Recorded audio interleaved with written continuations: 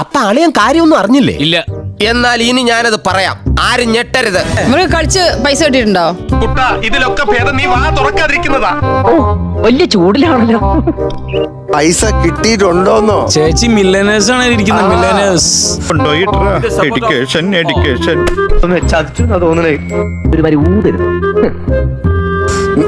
ഇവിടെ ഇരുന്നിട്ട് നമുക്ക് ഒരു വർഷം കിട്ടുന്നതിനേക്കാളും കൂടുതൽ അവര് 2-3 മാസം കൊണ്ട് ഒപ്പിക്കാറുണ്ട്. അടിച്ച കോള് തിരിച്ചടിക്കുകയാണല്ലോ ദൈവമേ. ഈ സ്ട്രോങ് കിട്ടിയ ഒരു ഭാഗ്യേ. ഇതൊക്കെ എന്ത്? എനിക്ക് മനസ്സിലായില്ലായിരുന്നു. ആളറിയാതെ, ആളിന്റെ മഹത്വം അറിയാതെ ഞാൻ പറഞ്ഞു പോയ തെറ്റിന് മാപ്പ്. എന്നാ ഞാൻ അവരോട് wish me luck. All the best.